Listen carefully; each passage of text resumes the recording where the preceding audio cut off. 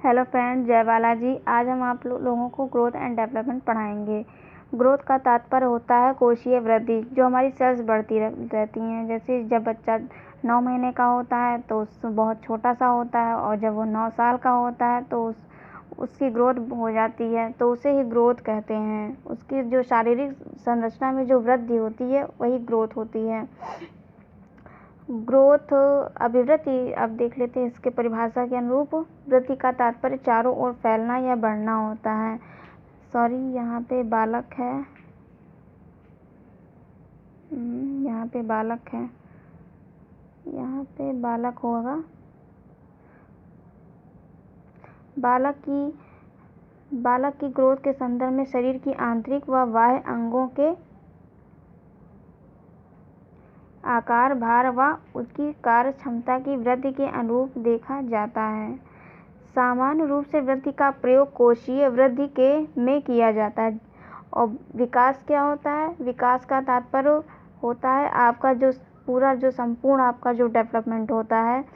विकास शब्द प्रयोग वृद्धि के फलस्वरूप शरीर के समस्त अंगों में आए परिवर्तनों के संगठन से होता है।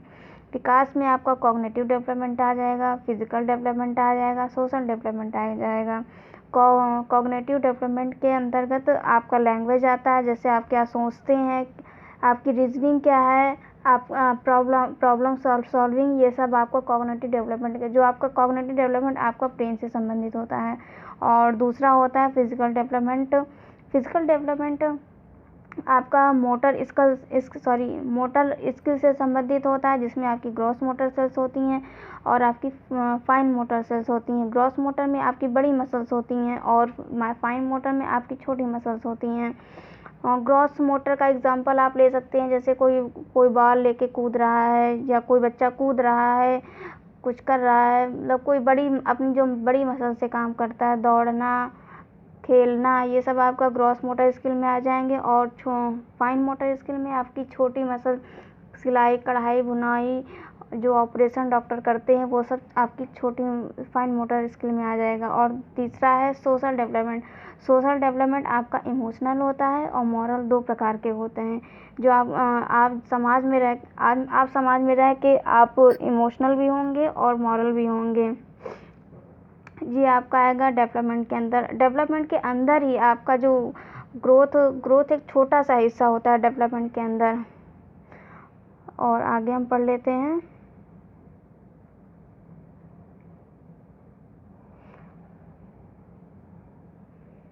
स्पष्ट है कि जबकि विकास शब्द का प्रयोग वृद्धि के फलस्वरूप शरीर में समस्त अंगों में आए परिवर्तनों के संगठन से होता है। स्पष्ट है कि विकास में वृद्धि का भाव रहता है, परंतु यह वृद्धि से व्यापक व एकीकृत होता है। मानव शरीर में वृद्धि एक आयु तक 18 से 20 तक ही होती है। उसके बाद इन अंगों में वृद्धि नहीं होती है। इसे मापा या तौला जा सकता है। जी हाँ, वृद्धि को आपकी हाइट क्या है, वेट क्या है, ये सब आपका वृद्धि के अंदर है। और डेवलपमेंट वो एक संपूर्ण हिस्सा है, जिसमें आपका वही कॉग्निटिव, फिजिकल और सोशल डेवलपमेंट आ जाता है। आपका डेवलपमेंट के अंदर प्रोग्रेसिव एंड सिस्टमेटिक चेंज होते हैं, जो डेवलपमेंट के अंदर होते हैं। आप जो अभिवृद्धि, जैसा कि हमने कहा था, अभिवृद्धि कोशीय वृद्धि होती है, बल्कि विकास परिपक्वता की दिशा में व्यवस्थित परिवर्तनों की एक श्रृंखला है। जो विकास जो है ना, धीरे धीरे अपना बढ़ता रहता है। अभिवृद्धि आपकी जो है ना, बहुत ही संकीर्ण होती है, बहुत ही छोटी है, और आपका जो विकास होता है वो बहुत व्यापक होता है। और जैसे अभिवृद्धि, उसको आप लंबाई, मोटाई, भार आदि से नाप सकते हैं। विकास आपकी गुणात्मक स्थिति का परिचायक होता है। और अभिवृद्धि के अंतर्गत ही आपका जो डेवलपमेंट के अंदर ही आपका ग्रोथ पार्ट आ जाता है। अभिवृद्धि बहुत ही संकुचित पार्ट होता है और विकास आपका बहुत व्यापक पार्ट होता है। डेवलपमेंट आपका भ्रूण से लेकर कब्र तक चलता रहता है। ये क्वेश्चन आ चुका है कि भ्रूण से लेकर कब्र तक क्या चलता रहता है, अभिवृद्धि या विकास? तो आंसर होगा आपका विकास। और आपका growth and development dependency to autonomy चलता रहता है। जैसे आप जब छोटे होते हैं तो किसी के ऊपर डिपेंड होते हैं, वही जब आप बड़े हो जाते हैं तो आप अपनी चीज़ें खुद करने लगते हैं, खुद सब कुछ खुद अपने आप सब करने लगते हैं धीरे धीरे करके, और कुछ दिन बाद आप जॉब भी करने लगते हैं। तो ये आपका है डिपेंडेंसी टू ऑटोनॉमी होता है। आगे पढ़ लेते हैं Franco. Growth is regarded as multiplication of cells as growth is height and weight. मानव अभिवृद्धि की दो विशेषताएं होती हैं। पहला होता है मानव की कार्यक्षमता और दूसरा होता है अभिवृद्धि की सीमा।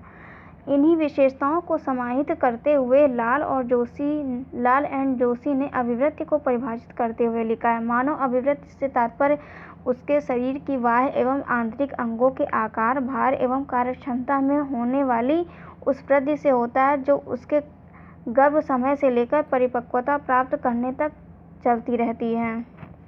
ये जो परिभाषाएं हैं आपके एग्ज़ाम के व्यू से काफ़ी इम्पोर्टेंट हैं, ये आपके टेट सीटेट सब में पूछी जाती हैं इसलिए। और ये मुनरो है।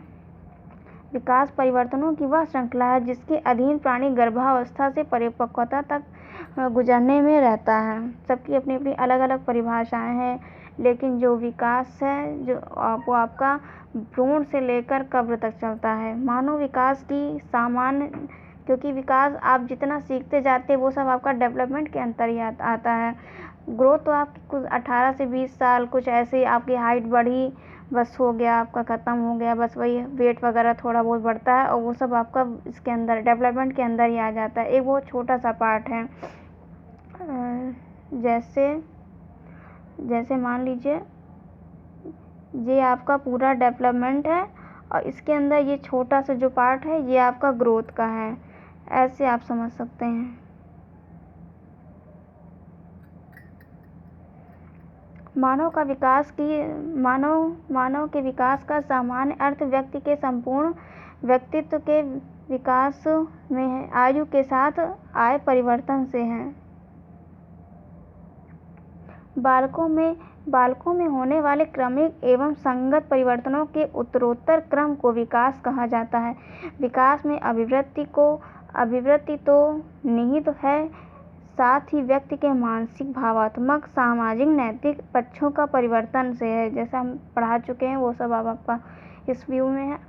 आप अगर ये नोट्स अच्छे से पढ़ लेते हैं तो आपका टेट, सीटेट, केवीएस कोई भी एग्ज़ाम अगर आपने ध्यान से पढ़ा तो आपका, क्योंकि मेरा भी निकला बैठा है यही नोट्स के द्वारा, इसलिए अगर आप अच्छे से पढ़ेंगे तो आपका भी क्लियर हो जाएगा। बस ध्यान देने की ज़रूरत है नोट्स पे।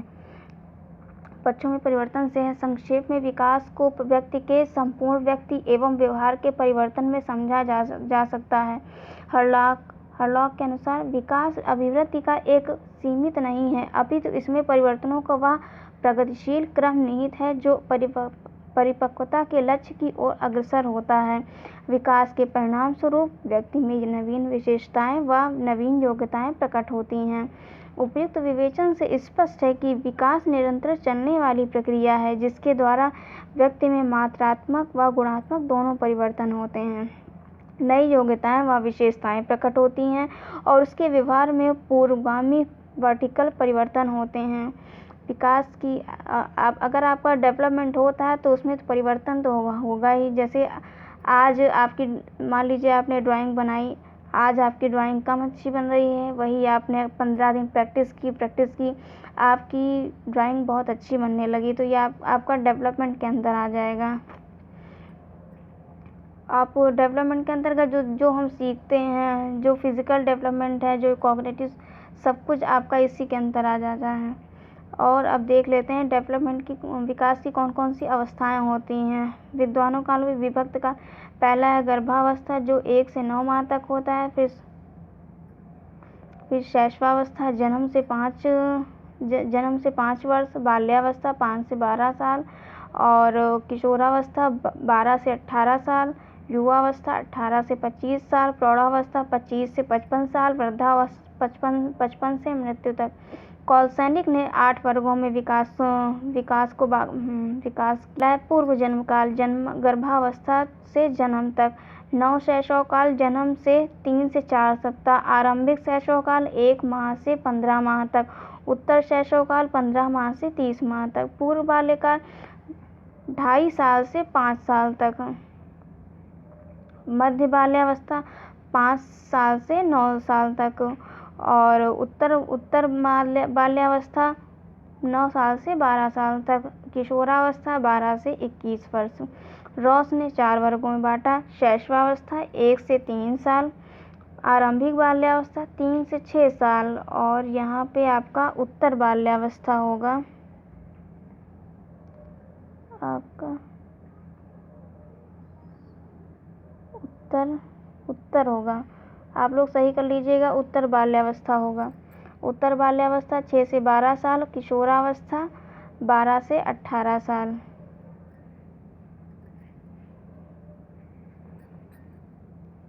शैली ने 3 वर्गों में बांटा। शैशवावस्था 1 से 5 साल, बाल्यावस्था 5 से 12 साल, किशोरावस्था 12 से 18 साल। आगे आपको हम बताएंगे कि टेट में कैसे क्वेश्चन पूछे जाते हैं नेक्स्ट वीडियो में। ओके, तब तक के लिए अगर आपको मेरा वीडियो पसंद आया हो तो लाइक और सब्सक्राइब करें। धन्यवाद।